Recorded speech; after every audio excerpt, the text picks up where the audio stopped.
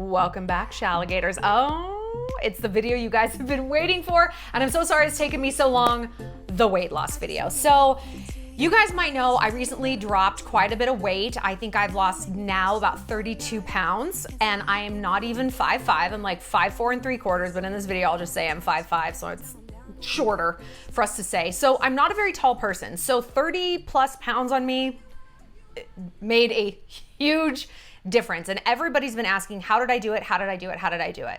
Well, the answer might not be something you want to hear. This video, it's not going to be politically correct. It's not going to be like body positivity movement. It might be, one of you guys called it toxic pep talk. You're like, when are you posting your toxic pep talk video? You might think of it like that. Nothing about this video is me telling you what you need to do. You need to do what I did. This is the only way to do it. Da, da, da, da, da. There will be portions of this video where I'm going to be like, no, this is now the portion where I'm telling you to do something. I'm like barking an order at you. But no, it's not. I'm not telling you that this is the only way to lose weight. I'm not even telling you that you need to lose weight. You guys asked, what did I do? I'm going to give it to you straight. I'm not going to bullshit you. I'm not going to lie and gaslight and say it was like quinoa and yogurt. No, it wasn't. It was medicine. It was a radical change in lifestyle. And it was not eating very much.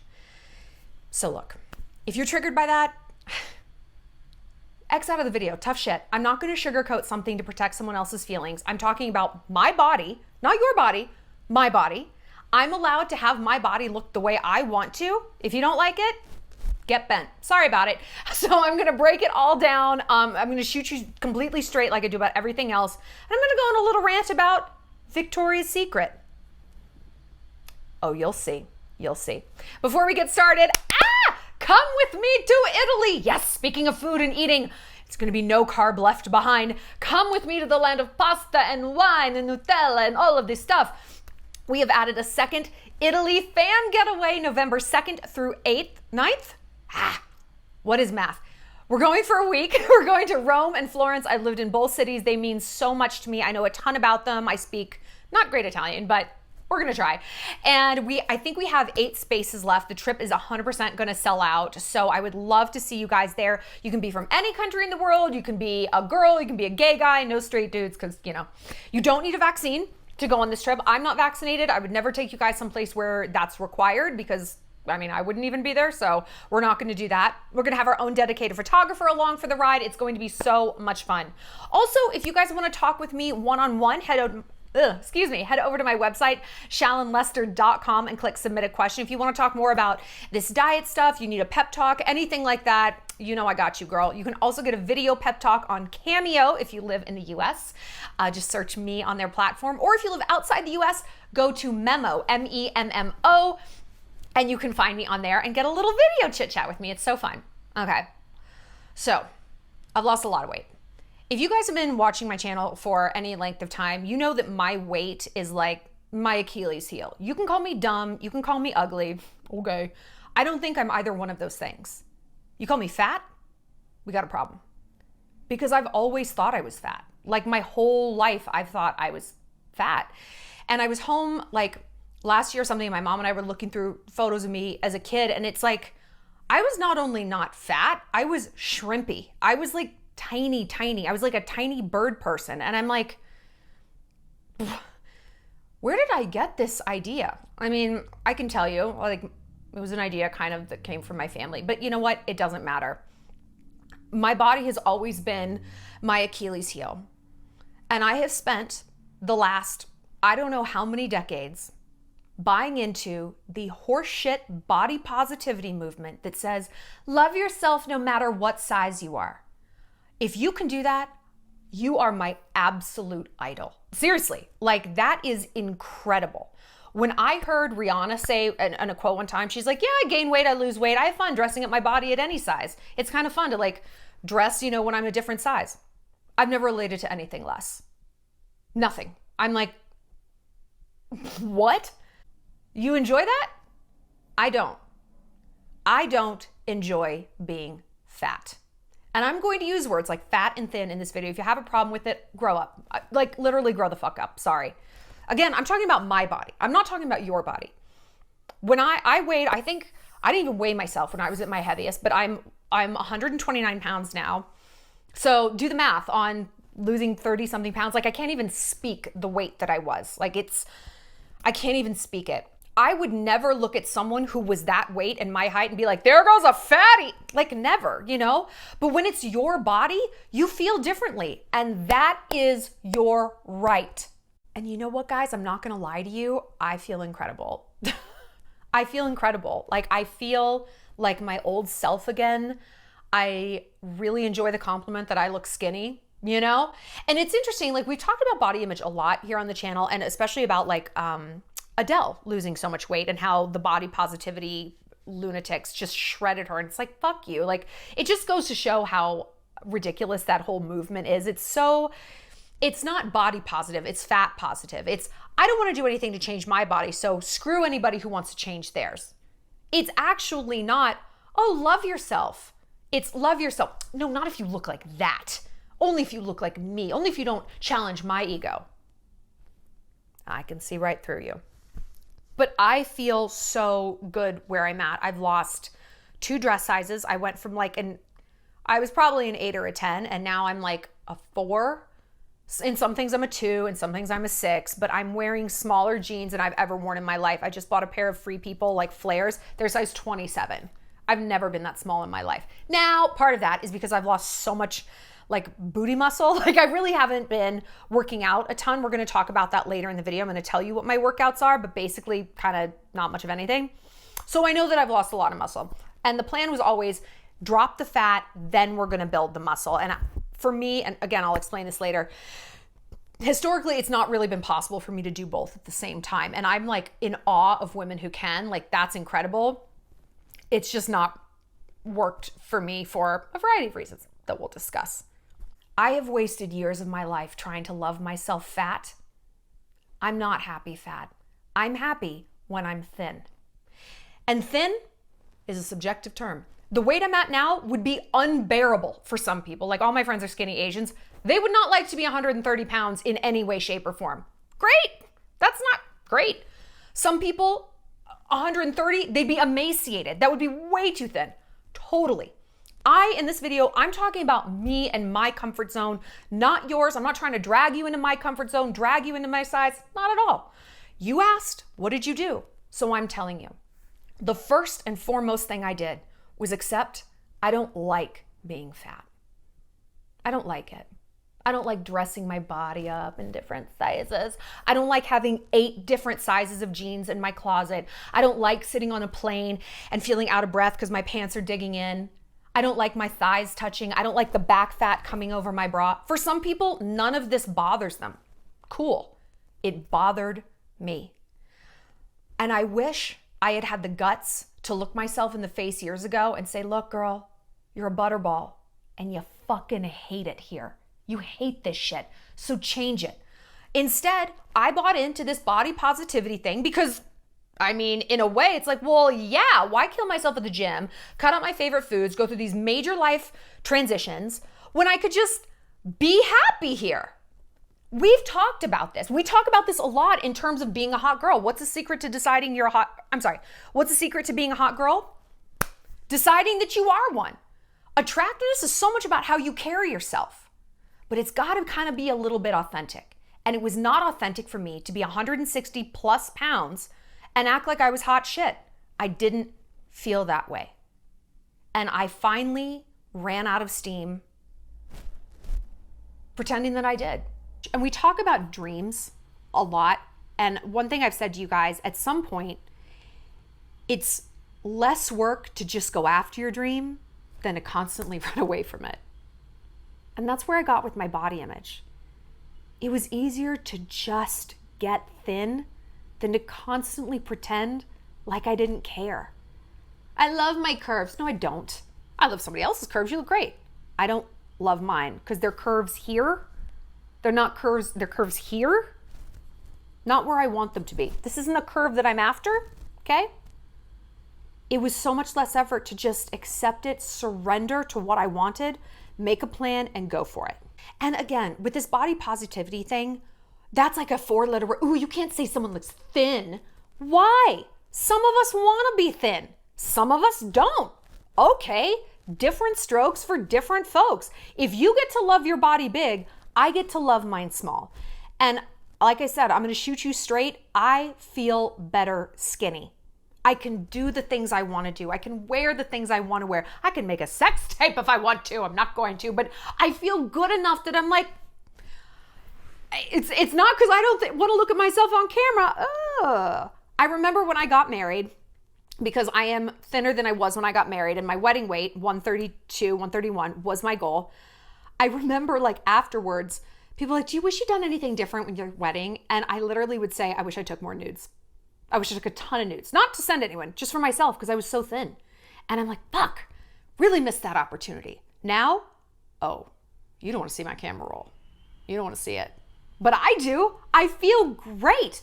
And I was cleaning out my closet and I was looking at all my like fat clothes. Tense, big A-line dresses, no shape or style. And look, I do hate where fashion is right now. I do. But I hate it less when I'm thin because I'm like, I could be the girl who wears a crop top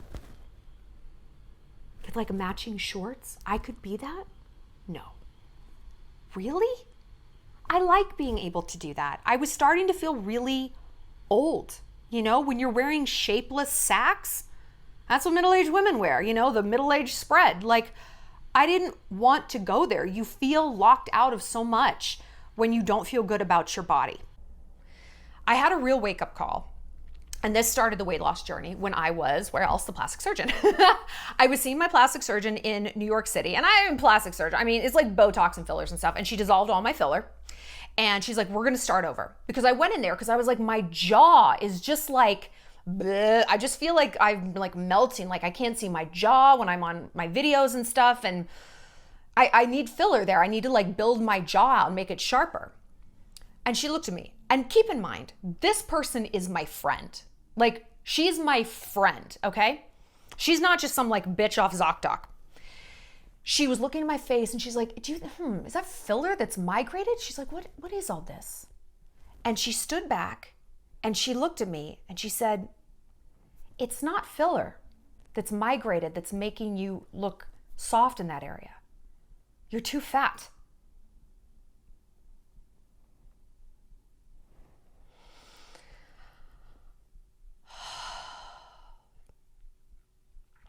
When a doctor says, and your friend, you're too fat. Wow. And you know what I said? Thank you. Thank you for finally someone in my life shooting me straight. Thank you.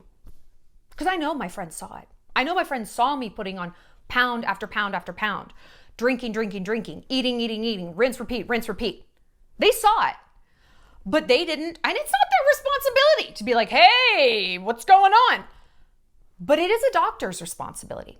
And throughout this video, we're going to shit on the body positivity movement a lot because it's enabling really unhealthy things, okay? There's a difference between being thin and being healthy. There's a difference between being fat and unhealthy. So this is the portion in the video where I'm going to wag my finger at you. Be whatever size you feel comfortable at, but you need to be healthy. I don't mean healthy as Lizzo decides healthy. Healthy as in a doctor decides. What's your BMI? That's your weight and your height and all of that shit. There are medical categories of obesity, and it's actually a lot lower than you think. Do you know how I figured that out? Because the doctor told me I was almost obese. I know. I know. It's like horrifying. Okay. So I'm sitting there in plastic surgeon having, something of a rock bottom. And she's like, look, I'm going to send you to an endocrinologist. Okay. Because she's like, what's going on? What's going on with your body? I'm like, I don't know. And when you gain weight, it's like, I didn't feel like I was just on this wild train of indulgence that I'm just like, no croissant, unturned, blah, blah, blah. I was like, okay, yeah, I'm not like ultra healthy, but I mean, fuck. Unfortunately, that's the way it is. You don't have to go down this like wild queso rabbit hole to really do some damage to your body, because day after day, it just adds up. Like shit just adds up. And that's the most frustrating part. It's like when you're broke, but you don't even know what you bought. You're like, I didn't even have fun spending this. I just frittered my money away. I was frittering calories away, and boy, oh boy, it was adding up. So she said, look, we're gonna send you to the endocrinologist. I know this amazing one. She works with like Victoria's Secret models. Big deal. So I've told you guys before, I'm hypoglycemic. It's kind of the inverse of being diabetic. Like diabetics don't produce enough insulin. And it's not that hypoglycemics produce too much insulin, we just release it in a bad way. So like typically you take a bite of a donut, your body's like, we need a little insulin to combat that sugar. Just a little, okay, that's good. Thanks, Dave. A hypoglycemic, it's like, holy shit, there's an attack. Blah. Like any little bit of sugar, the body reacts to it like it's overwhelming. It's an apocalypse, a glucose nightmare, a doomsday, okay? So we release tons of insulin. We feel awful all the time when we eat sugar, like it's literally poison. And that insulin levels don't drop very quickly. And once you reach a certain point, they kind of don't drop at all. So my doctor, the endocrinologist, sorry, I don't know why I'm getting all steamed up here. I don't know. This is a vulnerable subject for me to talk about, you know, and opening myself up, because I know there's going to be idiots in the comments being like, you're telling people to do this and oh, so am I fat. No one's talking about your body. I'm not talking about your body. I'm talking about mine. If I did a house tour and you didn't like the decor, are you going to take that personally like I'm shitting on your live, laugh, love sign? I'm not. It's not about you. Thanks. Thanks for getting the memo.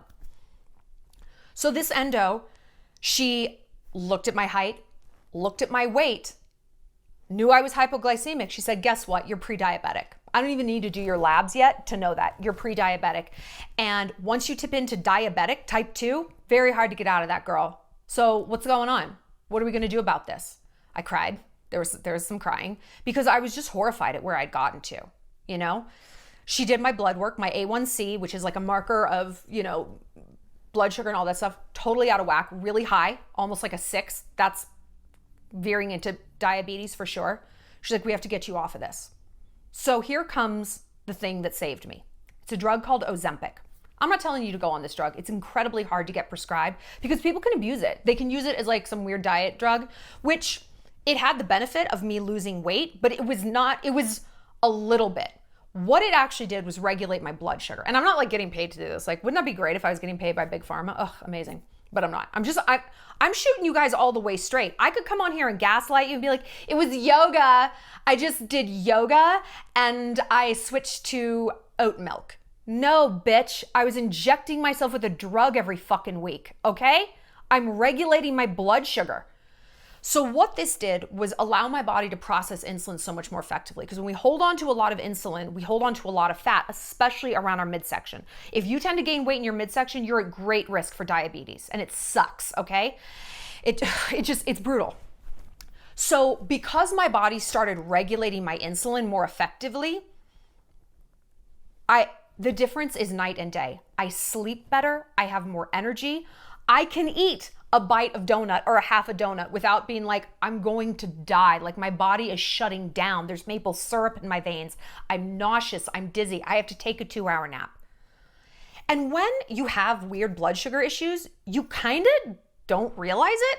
You know, like a lot of times with like chronic health things, and I wouldn't be like, I'm a chronic health warrior. No, I'm not. I'm fine.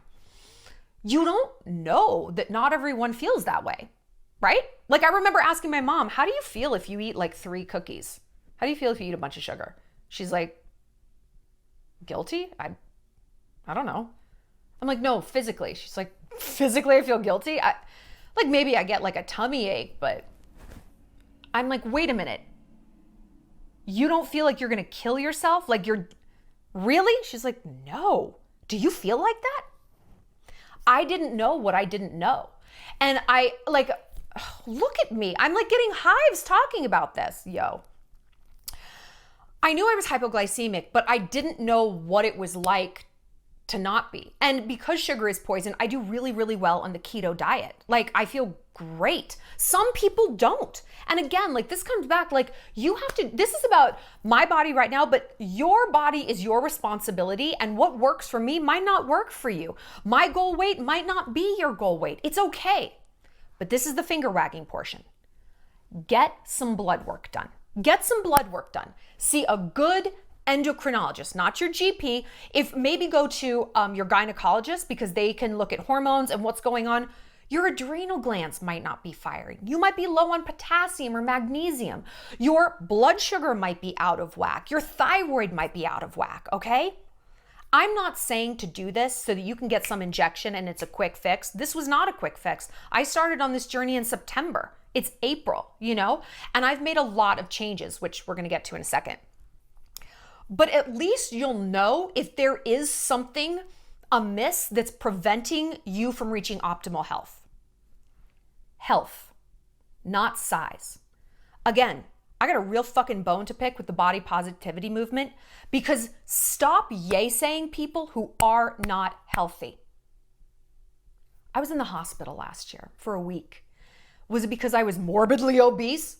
No, but my weight 100% contributed to that. Why? Because my weight was a manifestation of every bad thing I was doing. I was drinking too much. I was never like blacking out, but I was drinking kind of like long but low, you know? Like I had friends in town all the time and they're like vacation eating, vacation drinking. I'm like, yeah, YOLO. Not YOLO. No YOLO. No.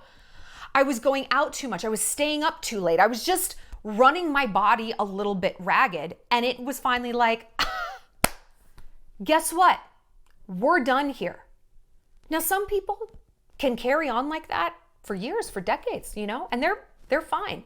My body is not that way. And I looked at these like, oh, I'm curvy and I'm plus size. Great. And I thought, that's me too. I looked at rock stars. Oh, they're drinking and partying. I'm so much lower than that. I'm fine. Their body isn't my body. And even if it was, are they in the hospital with me? Are they getting blood draws and missing veins? No? Oh, only I deal with the consequences of my own body? I got it. So does that mean I shouldn't subscribe to any sort of movement of this is good for your body, that's good for your body, this is how you should look, that's how you should look. I need to do what works for me because only I have to sit in the consequences of that? Oh. Okay. It was a wake-up call. It was a big one. And I'd already started on this Ozempic journey, before that, but it's like the damage was fucking done. One thing Ozempic did, which I'm still on it, and I would love to be on it for the rest of my life. It's a once weekly injection. It doesn't hurt. I kind of like the pain. I'm like, oh yeah, like, bah, like jab it in. I like the pain. It makes me not able to get drunk. And because it raises your tolerance so high, they actually off-label use it for alcoholics. Like it's something they will give an alcoholic because it just makes your tolerance so high, like you cannot get a buzz. I found this out the hard way on a bachelorette party, on my friend Maddie's bachelorette party. And I had just started taking it the week before, and I'm a huge lightweight, and so I can have like 2 sips of wine, partly because of the blood sugar issues. It's the sugar, and I'm like, bleh. I don't know if I've ever actually been drunk or if I've just had like hypoglycemic episodes. I don't know. What I interpret as drunk, maybe that isn't what it's supposed to feel like. I don't know. But I did know on that trip, I was like, nothing was happening. Like I was taking a shot and I'm like, what's happening? And my friend's like, I don't know, take another. Okay. Still nothing. Do you want to take another? And I'm like, I don't though. That seems, no. And I got on Reddit and I was looking on these message boards and it's like, oh yeah, you can't get drunk on Ozempic. It's wild. You can, however, get wicked hungover. Oh yeah, your body's still clocking all this alcohol, only you don't get a buzz. You don't feel loosey-goosey, nothing. You feel sober, you get heartburn, which is weird because you can just feel like the alcohol, like the burning alcohol. And there's no buzz to distract you from that feeling. It's wild. And the next day, oh, you want to put a bullet in your head. It's a nightmare. So I stopped drinking. I'll go out and like maybe, nurse a beer. Or if I'm just really, I want the taste of a spicy skinny margarita, I'll get one. But that's all I'll have. I'll acknowledge I'm not going to get any buzz off this. I'm not going to get any juice, no high off this. I don't drink anymore. And look, I'd love to say this is a video about how I'm just so full of willpower. No, it was like foisted upon me. It's like a rape of sobriety, you know? Like I didn't have a choice. I'm sober now. And I posted about this in January on my Instagram because I was in Mexico and I held up like this mocktail. I was in this beautiful place and I was like, I know, I'm sorry, the bruise is gross. Just focus on the hives. Look at me. Look at me. Look at this. This is crazy. Weight is shit. Pretend they're tattoos. I was talking about how like, if you had told me a year ago I could go to a wedding, a bachelorette, holiday parties, dates, vacations, sober, I would have laughed and then cried because I wouldn't have believed you. I know that probably makes me sound like an alcoholic. I'm not. It's just so part of what we do in society to grab a drink. Oh my gosh, we just got to the party. Let's go get a drink. Let's go to the bar. Let's get a drink. Like I said, I don't black out. I don't like do dumb things when I drink. I don't cry. I don't throw things. I don't even actually like to eat when I'm drunk. I find it laborious. But I was just going with the flow. And like, that's just what you do, especially out here in the country in Montana. Like people drink all the time. I mean, they literally, until 5 years ago, you could drink while you drove. You could drink while you drove. Did you know that? You couldn't be over the limit, but you could drink and drive. It's fucking wild. So this was just like, I don't know, part of what people did. And I really never thought I could be free of that. I really didn't. And looking back, like now that I don't drink, there was such an undercurrent of dread all the time about anything that was going to involve drinking. One of my friends had a gala the other night. You probably saw on Instagram. It was like I was in that blue sequin dress, Ginger from Casino. And now that I'm like in the rhythm of not drinking and everything, and there's no negotiation, which truly is the hardest part. Should I? Oh, should I have one? I don't know. Should I have 5? When it's just nope, I don't do that. It's so much easier. The negotiation is the hard part. But I was thinking back to like what it would have been like a year ago when I was still drinking and I was still a butterball. I would have been low-key dreading that event. I mean, excited for it, so excited to get dressed up, go out with my friends, but I would know there would be this undercurrent of like, my whole next day is going to be fucked. My whole next day is going to be fucked. And maybe even the day after that. And I have so much to do. And I'm not going to do any of it. And I'm going to feel like shit all day. And I'm going to be so anxious. And I'm going to wake up miserable like 5 a.m. Like everyone hates me. Everyone's mad at me. My life is in shambles. I hate this. And I won't feel even semi-okay until 6 p.m. the next day. And there's nothing I can do to stop it. Because I know my friends are going to say, hey, do you want a vodka soda? Okay. Oh my God, let's go to the bars. Okay. Should we get shots? Okay. I knew I didn't have the willpower to stop it.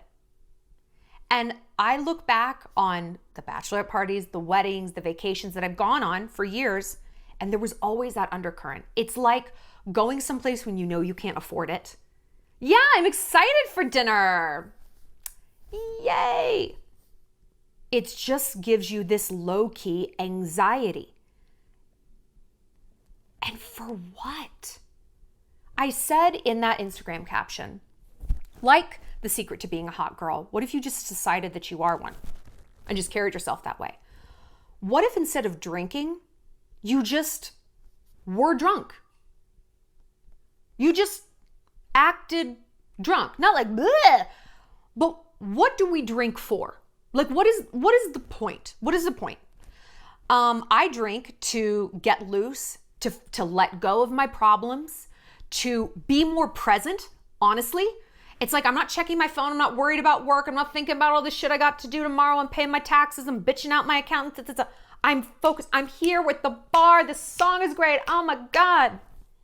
I love to dance. I want to get out there and dance. I want to feel bold and flirty. And I can go talk to that guy at the bar. I'm not afraid. I'm drunk. What if we just did that?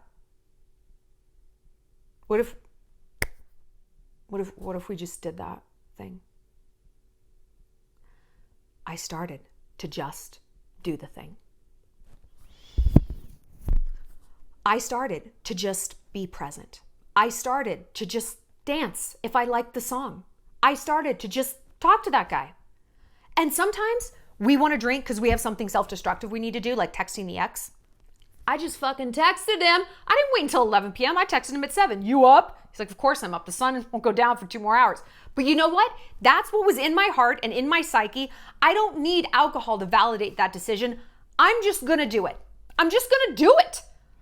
A lot of times I realized, actually the vast majority of time, I would drink to make something tolerable, to make a party fun, to make the bars okay, to make this girls' night like fun that goes 6 hours longer.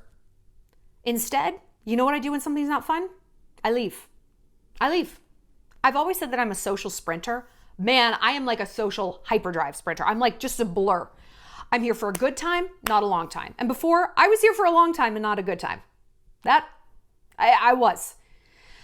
But now it's like, hey, when I'm bored, when everyone's like, let's open another bottle of wine. When someone starts to cry, I'm like, I'm gonna dip. I don't care that it's 9:30. I'm not having fun anymore. It's nobody's fault. But like, the tipping point has occurred. And I know because that's when I'm like, I wish I could drink. I wish I could order a shot. Why? Because you're bored? Go home. Go home. I am like 10:30 Shallon. Like I am in bed early. I get up early, and to know how I'm going to feel every single day of my life, I mean, it's going to bring tears to my eyes. Like it's invaluable because my hangovers were brutal. They were brutal and they lasted forever. And like, I don't have weekends. I don't have a boss. I don't have after hours. I work every day of my life. I work all hours. And so there is no time off. There's no paid vacation. If I'm not doing something, it doesn't get done. That's the reality of my job. I love my job. Don't get me wrong. It really is. I have so much more freedom than I've ever had, but like there's no one to pick up the slack. There is no just relaxation day. And so when I was hungover, full of anxiety, eating Mexican food to try to eat my way out of this hangover, stressing about the work I wasn't doing, telling myself I'm a piece of shit because I didn't even want that shot. I didn't even want to be out that late. I didn't want to do any of these things, but I'm too much of a wuss to just say that and just go home. It was awful. And it was reflecting on my body, right?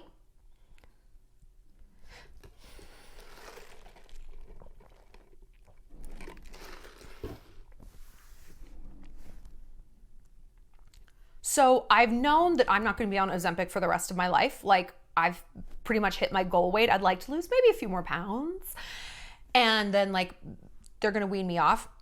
Because my doctor's like, your body finds a comfortable point. Like once you shed the weight you're supposed to, and once you get your blood sugar regulated, your body has like a comfortable place. And it's true, like I am thinner now than I was when I got married. I was 131 when I got married, and that was my goal weight, like 131, 132. And so I'm 129 now, and I'm losing every day, not a ton, but I'm still on the decline. And I kept my wedding weight, I kept it for like 2 years until I met Max. Really, until I met my ex-boyfriend. And you know, you get boyfriend butt, you just eat and look at each other and late night eating and late night looking. And so now though, like, I'm going to make a bold statement, like nothing is going to unseat me. I never want to go back to where I was. I'm not happy fat. I'm not. And you might not be either. And that's okay. You don't have to be. You don't have to buy into this Lizzo brand horse shit that like, we're big girls. This is awesome. If you genuinely think it's awesome, great. But look, are you healthy? Healthy from a doctor's point of view, not are you fuckable. And this is the problem. This is what this body positivity fuck shit tells us, is that like fuckable and healthy are not the same. Like,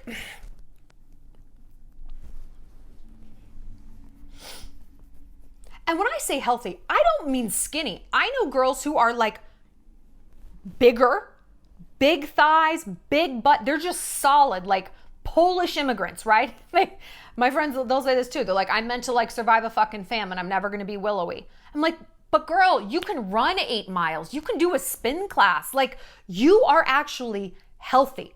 So if you're healthy, if your cardiovascular system, if your blood sugar, if all of these things are operating fine, absolutely love your body. Like, please. I've said this to some of my friends who have that body shape. I'm like, Kristen, like, enough with the fad diets. You're never going to be 115 pounds. You're not. Eat what you feel like eating. Stop starving yourself. You work out. You really are healthy. Let it be okay. Love yourself where you're at. And I tried to tell myself that. Shallon, love yourself where you're at. I know what my body can do. And I know what my body can look like. And it wasn't where I was at. I was lying to myself, okay? It's very important to remember that fuckability and health, not related. You can catch a dick at whatever size you want, okay? You can. If you're Lizzo's size, you can catch a dick.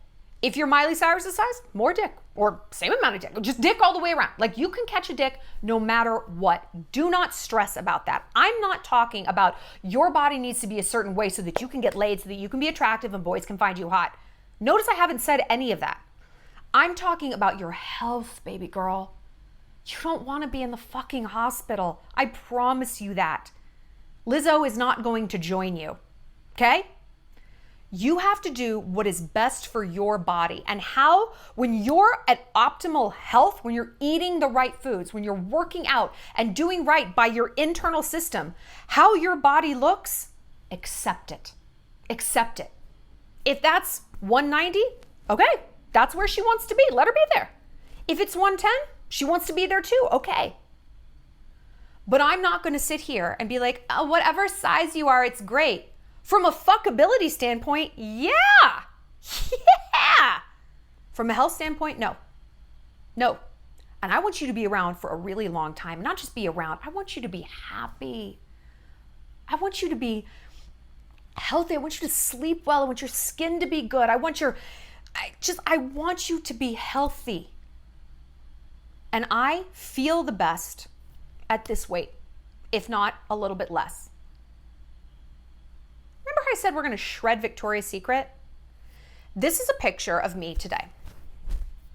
This is this morning. What am I wearing? I'm wearing these, okay? Here's what my measurements are. I have a 27.5 inch waist, a 40 inch hip. I have a big butt. This is actually the flattest my butt has ever been, and it's like slowly killing me. Like, I have a 0.7 waist to hip ratio. Why am I bringing these up? I was in Victoria's Secret the other day buying boy shorts. I like to sleep in them. And I went to the pink section, you know, that like their pink division. And I said, yeah, I'm looking to buy boy shorts. And typically when I was fat, I wore a large, okay? I said, what size do you think I am? Do you think I'm a medium or a large? This bitch, and this is how I looked. I mean, I did this a week ago, and this is how I look today. So I basically look the same. She looks me up and down. She's like, oh, you're a large. Oh, okay. Now, Victoria's Secret has undergone this horseshit rebrand of inclusivity. We're hiring Megan Rapinoe to design things because every guy wants his girlfriend to look like Megan Rapinoe. Thank you. And it's inclusivity and body positive. I said, okay. I look around on the wall and I see women in their posters who are, any way you slice it, bigger than me. Bigger than me, okay? No shade to them, but they are larger. And I said, what size do your underwear go up to? I'm thinking she's gonna say 3X, 4X. You know what she said? Extra large.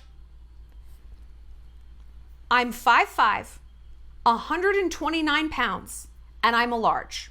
They go up to extra large. This means this body is the second largest person that Victoria's Secret can conceptualize. I am the second largest person in society, 129 pounds. What absolute bullshit is this? I said, what size are these girls on the posters wearing then? Because they're more than one size bigger than me. She said, I don't know. Are they even wearing Victoria's Secret? Are they like sewn up in the back? Is it like cut up the back of these underwear? What the fuck? Listen, Victoria's Secret, if you want to be a brand for thin people, I don't care. Fine. It's your product. Market it to whoever you want to. That's chill. Not everything needs to be for every person. Okay? Fine. But do not come at me and blow smoke like you're all about inclusivity when, again, someone who looks like this is the second fattest person who could possibly shop at your establishment. My thighs don't even touch. So save this bullshit, miss me with it. I am so sick of these brands chasing this fake wokeness. Full stop. I'm sick of them chasing the fake wokeness. If you want to be for thin people, be for thin people, whatever. I'm even more sick of them only do it performatively and not actually changing anything. It makes me insane. Talk about gaslighting. So, and you know what? Notice that I'm not swimming in these shorts. They fit.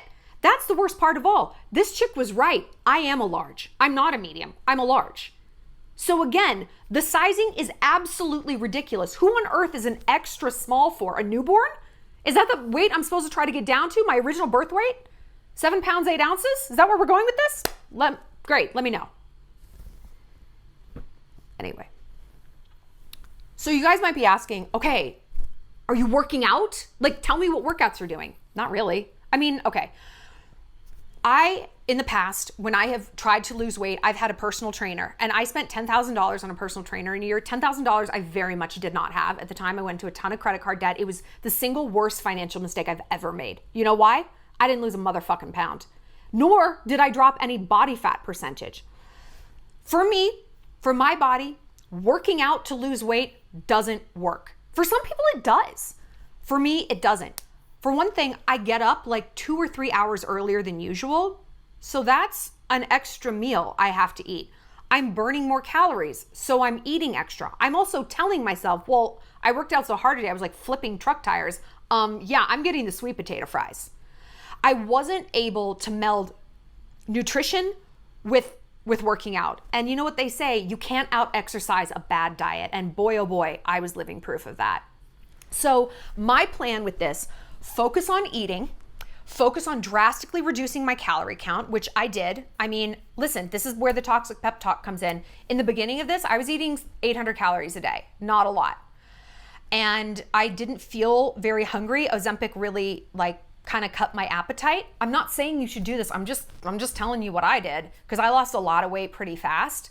Now I eat maybe 1,200 calories a day. I still don't eat a lot at all. And the Ozempic is kind of worn off. Like it peaks in its effectiveness for sure. But I guess I've shrunk my stomach or I'm just used to eating less. I'm not sure. Maybe it's the insulin and I'm processing more effectively. Maybe I need less calories because I'm 30 pounds less. Like that's a good percentage of my body weight. I guess I don't need to take in as many calories. So was I exercising? No. I would do Pilates. I mean, I do reformer Pilates just about 4 times a week. You don't burn a ton of calories. You burn I think less than 200 calories in an hour. But what it did, it was something I call habit stacking. You know how I always say, make your bed, girl, make your bed. Start your day in that really positive, just start it off. If you do nothing else, you're gonna come home to a neat ass room, right? Same. I would get up, I would go to Pilates, and it would just set the tone for the rest of my day. I was more in touch with my body. I was more in touch with how I felt. My back was in alignment. I wasn't in pain and subconsciously trying to medicate with a cookie. I'm having a bad day. Well, you're having a bad day because you're in chronic pain. Your hips hurt. It's uncomfortable, you know? And so that really kind of kept me on track. So the benefit for me doing those workouts was not even what it was doing for my calorie burn, it was what it was doing for my spirit. But now that I have lost weight, I can see that Pilates was very effective. I'm getting abs. Yeah, they're coming. They're coming. But I also know that this was always the plan. Lose the weight, then we tone up. Now we focus on the exercising, okay? So that we're not bulking with still this wetsuit of fat over our body, which is what I'd done before. But you know what? Again, so much gaslighting in the weight loss space. It's it takes so much for girls to bulk. You're not bulking. Shut the fuck up. I know what my body's doing. I couldn't put on my shorts because my thighs wouldn't fit through them. That was bulking, okay? You have to listen to your body and you have to do what's right for you. Some of you have great results with a vegan diet. Some of you are all keto all the time. Fabulous. Some of you guys are good if you just swap out salads. You have to do what works for you. And again, I'm just telling you what I've done. I'm not proselytizing any of this, except get your blood work done. Ask your doctor, am I healthy? Not am I fuckable. Healthy doesn't mean fuckable. Not the same. Get those metrics. Get that wake-up call, because your body is going to give you that wake-up call. It's going to give it to you. And no, not when you're 80, when you're 36 and your blood sugar bottoms out. You suddenly are diabetic and you have to start injecting yourself with insulin. It's awful, girl. It's fucking awful. Why? Because Lizzo tells you should fuck her. Fuck that bitch. I have a lot of issues with her. She's saying very unhealthy behavior. And it's hurting people. I don't think many of us are happy when we're fat. I don't. If we know and if we have experienced our bodies being thinner, no. How could we be? Our body's just not running the way it should. You know?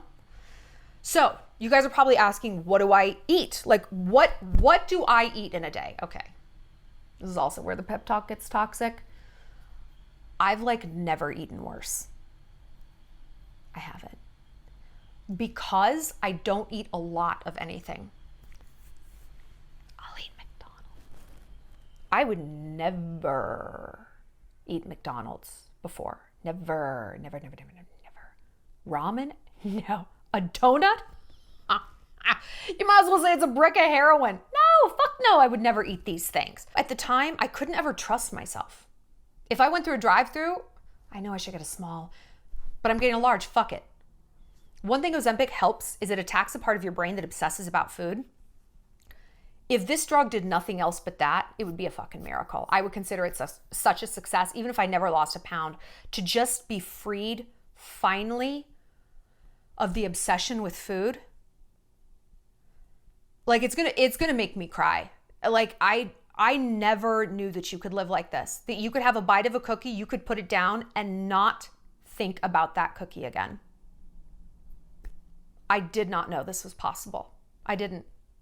And it's like I am free of the tyranny. I am going to get choked up. I'm free of the tyranny of food.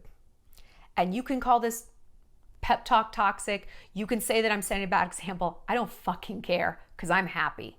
Okay? And I'm doing what works for me in my body, and I am freeing myself of the issues that have enveloped me since I was 6 years old. And nobody's opinion feels better than that. Okay? So yeah, I'm suddenly eating all these food that were so off limits to me. Not like I had a body that was so banging, it was worth it, and sometimes our toxic diets go like that. We are so restrictive, and then we're like, well, I'm gonna get a salad then, but we're getting a Cobb salad with blue cheese and bacon. It's if what you really wanted was that donut, you should have just had the donut. You should have just had the small McDonald's fries, right? Because now you think you're eating healthy, you don't feel satisfied, and yet you're blowing it. Like we were saying, it's like frittering your money away. What did I even buy? I didn't even enjoy myself. And here I am, the same place. It's not great. So I have allowed myself access to all these off-limit foods because I know I'm not going to eat a ton of it.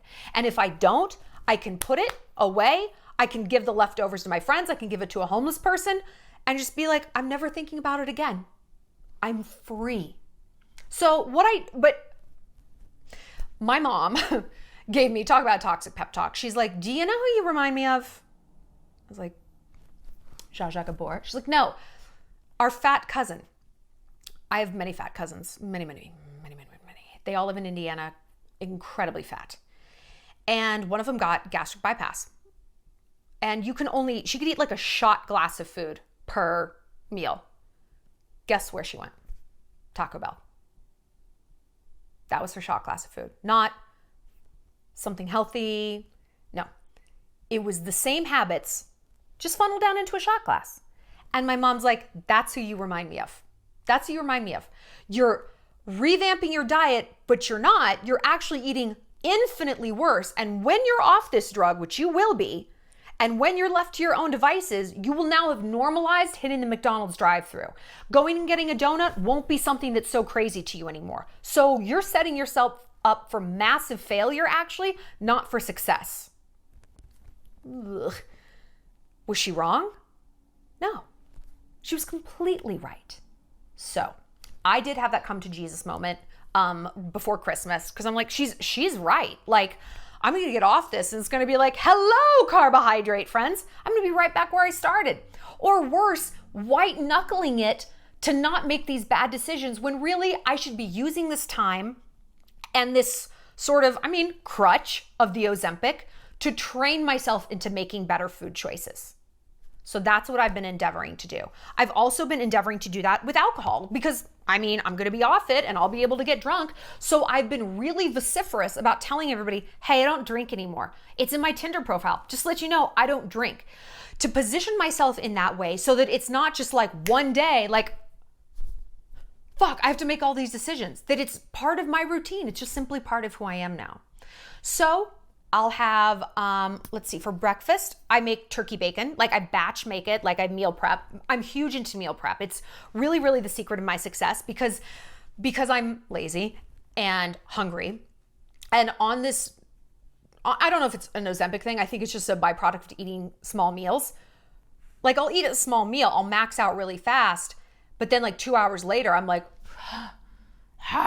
I'm starving and I need to eat right the fuck now, right now. McDonald's is just over there. So meal prep has been really instrumental. So I'll bake a bunch of turkey bacon. I like the Trader Joe's kind. And I'll have it in a little container. I'll snack on it throughout the week. I'll sometimes have that for breakfast. I'll have an oat milk latte almost every morning or a matcha latte with oat milk. And that's kind of my breakfast. One thing that I've noticed a lot is heartburn because I'm not eating as much and there's not as much to occupy my tummy. And heartburn for me is very I guess it's stress related. I drink aloe vera juice. My God, a miracle. It's the first thing I do in the morning when I wake up because a lot of times my heartburn will wake me up because I'm not, like I said, I haven't eaten a ton the previous day. So my tummy's like, what's going on? We don't have a lot to do here. Aloe vera juice, I drink about this much. I swig it from the bottle. This is the kind I get. And it is a miracle. It's instantaneous, instant. And so much of the time I realized priorly I was eating to quell my heartburn. I really didn't know the difference between hunger and heartburn because it's just like I need something in my tummy. And when I have heartburn, it's I feel better with something like greasy. Oh, like a croissant? Yes. Like French fries? Why not? And actually, that's really bad for heartburn because you need more acid to dissolve the grease, so it makes it worse. But that's just what I would crave, and I didn't have the wherewithal to like make better choices. So the aloe vera juice makes a huge difference. I drink it, and it's like, oh, I actually don't need to eat the second I get up. I can eat in an hour and a half or something, and I don't need to eat that much. Like I just feel better. I eat like a weird dude.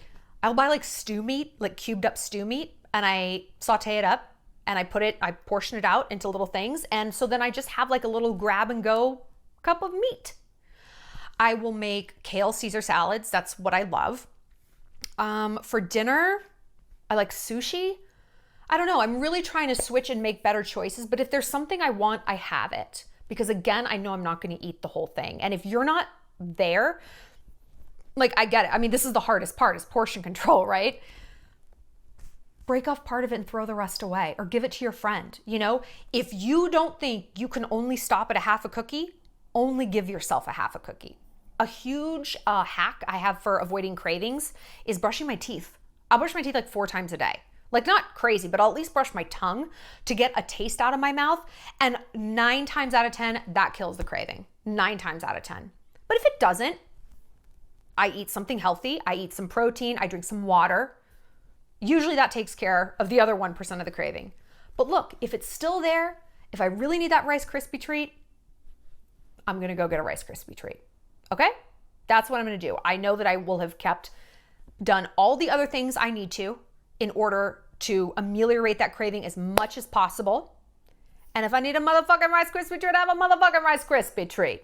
Okay? it's not that big of a deal. So no, you guys have asked, like, am I just super strict keto? No, not at all, actually. I have bread if I want it, but also because I am eating so much less and my stomach is smaller, I have to be judicious. It's like if there's a bread basket at dinner, if I have a whole roll, I know I'm not going to eat whatever I ordered. I'm going to be too full. And then I'm like, well, I just had this nutritious meal of like white carbs.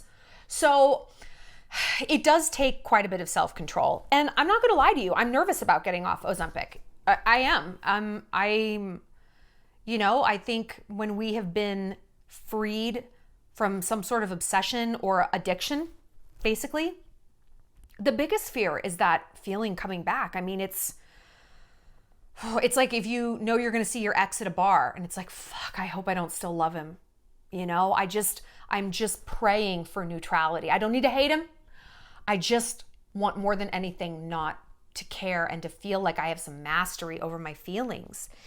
And I've told you guys before, like, food is always going to be my drug of choice. Always. I can give up Coke and mushrooms or whatever. It's food. And it sucks because you can live without cocaine. You actually can't live without food. It's remarkably difficult. So I'm faced with the constant negotiation, 3 times a day. You guys get it. You know. So look, I hope this pep talk hasn't been too toxic. I know it's been long. I want you to do what's best for your body. Health before everything, girl. Health, health, health, health, health. Get that blood work done. Get those lab results. Find out your BMI. Figure out your waist to hip ratio. Where are you in this? Nothing about this is about fuckability. Nothing. If you have 70 pounds to lose, you can still catch a dick. You're not unlovable. You know why I know that? Most people are fat. Most people are fat. So one of my friends, she's fat and she's like, no one's going to love me. I'm like, literally everyone is your size. What are you talking about? Like, you have a much higher chance of finding a mate than a Victoria's Secret model. So like, don't beat yourself up about this. Be healthy. I want you to go to the doctor, not because no one's ever going to love you, but someone is going to love you, and I want you to be around for 80 more years to love them back. Okay? And if you think that's toxic, if that's not body positive, I am health positive. I am health positive. When your health is where it needs to be, then we start with the self-love. No, I don't believe in just loving and accepting an unhealthy version of yourself that you have the power to change. I actually don't believe that. That's toxic. That's really bad for you. I want you to be the best version you can be. And whatever form that takes, so be it. There's a million different standards of beauty. And in fact, studies show that when guys are stressed, they want a heavier woman. Not like morbidly obese, but they don't want a little twiggy thing. Why? Because in their mind, it signals maybe lower fertility. Like, oh, she might not have the body fat to keep my offspring alive. I'm already stressed about something. I need my line to keep on keeping on because I might not survive whatever I'm stressed about. It's this whole caveman response. Now look, if you're a super skinny chick, ignore it, okay? You are fantastic just as you are. But you could be skinny and unhealthy too, But you know what? We can be too skinny and unhealthy too. What's your bone density like? Are you getting enough calcium? Do you have enough iron? Is your body fat so low it's difficult for you to menstruate? I mean, we really just have to be in charge of our own health, and we have to be our own best advocate. It's no one else's responsibility, okay? So if you take nothing else away from this, say, I'm going to listen to Shallon and I'm going to walk in the light of the truth about where my health is at. I'm going to get some stats on this. I'm going to get my bone density checked, my blood work done, my weight and height and all my ratios and my BMI. I'm just going to know where I'm at, okay? And I'm not going to look at those stats as a reflection of how worthy I am of love, because they have literally nothing to do with one another. Nothing to do with one another. Your BMI is not your love match ratio. It's not your fuckability score. Not at all. It might be your score for how happy and healthy you feel inside your own body. So, okay, that's what we're trying to focus on. Overall, I feel like myself again. I feel like this is who I was supposed to be, you know? This is how I want to look. This is how I want to feel. I want to run into every ex I've ever had, not because he's gonna be like, oh, she's so hot, I was catching that dick no matter what I weighed. But I want them to see the new attitude that I have. I want them to see that I'm proud of myself. I'm gonna get all upset. But like, we all deserve to have this feeling. We all deserve to feel proud of ourselves. And how proud you are of yourself is not based on what size you wear. It's based on how healthy you are and how much you're honoring your body and doing right by your body. Okay? That's what I want you to remember. If you guys have more questions about this, we can do a lot more. We can do a lot more videos. Yeah, just let me know. I know that our weight is so tough for us as women. Like, I'm right there with you guys, and we are all in this together. So we can do a whole series on this. You guys just let me know what more you want to know about, and we'll get her done. Thank you guys for listening, and thank you for being so supportive. It really does mean so much to me. I'll see you later, Alligators.